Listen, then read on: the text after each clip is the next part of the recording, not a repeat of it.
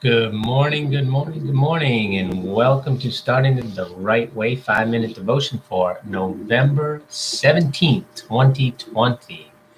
All right, so getting right into it. The hardest part of being a teacher this year, or one of the hardest parts, is not being able to tell the facial expressions of my students.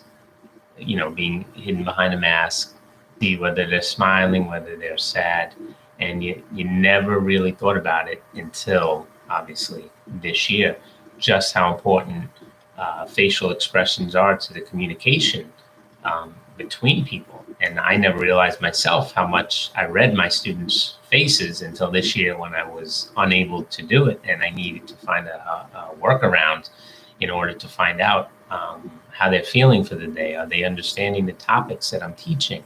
So it was very interesting this year. But it led me to this verse right here in Matthew 16, 1 through 4. I'm going to read two different versions, okay? Sorry about that. And first one comes from New Living Translation, which said, "Leaders demand a miraculous sign." One day, the Pharisees and Sadducees came to test Jesus, demanding that he show them a miraculous sign from heaven to prove his authority. He replied, "You know the saying, red sky at night means fair weather tomorrow. Red sky in the morning means foul weather all day. You know how to interpret the weather signs in the skies, but you do not know how to interpret the signs of the times. Only an evil, adulterous generation would demand a miraculous sign, but the only sign I will give them is the sign of the prophet Jonah." And then Jesus left them and went away. Okay. The other one comes from the Message, and this is how the Message puts it. Okay. "Some Pharisees and Sadducees were on him again, pressing him to prove himself to them. He told them, 'You have a saying that goes, red sky at night, sailors delight. Red sky at the morning, sailors take warning. So find it easy enough to forecast the weather. Why can't you read the signs of the times? An evil and wanton generation is always wanting signs and wonders. The only sign you'll get is the Jonah sign.' And then he turned on his heel and walked away." All right, now this portion of scripture is very, very interesting to me, okay? First of all, okay, the Sadducees were always trying, and Pharisees were always trying to get Jesus to go against something that he said, to find conflict, and they never could. And I can only imagine how frustrating it was on their part to always be on the losing end of the conversation, because they just didn't walk away and lose the conversation. They walked away from conversation with Jesus frustrated, angry, more upset. We need to find more of a way to kill this guy. So they were never happy. They were in a perpetual state of frustration, because they had studied the scriptures for years and years and years on end, since they were children. They memorized scripture. They knew scripture. Then where they went wrong is they flaunted scriptures or used it for their purposes only. So that was a major problem. And here comes Jesus with no apparent training and basically schooling them. Okay.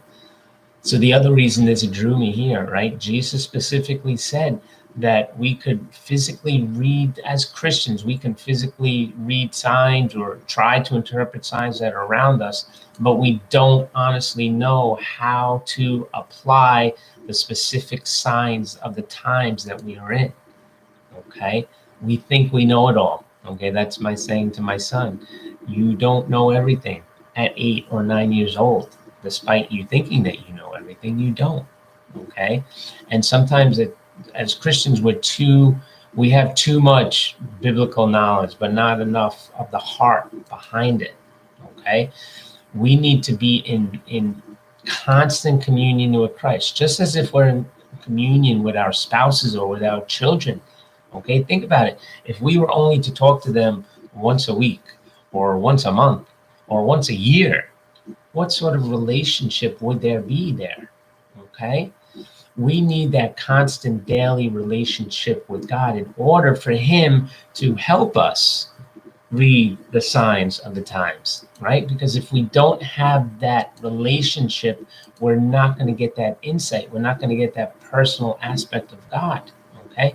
Now, there's book smarts, there's experiential smarts, and there are people who have both of those. Okay. Those are the people you want to hang around with. Those who know the scripture, know how to apply the scripture, and those who are living the scripture. Okay. If you don't have that combination, you got to get that combination.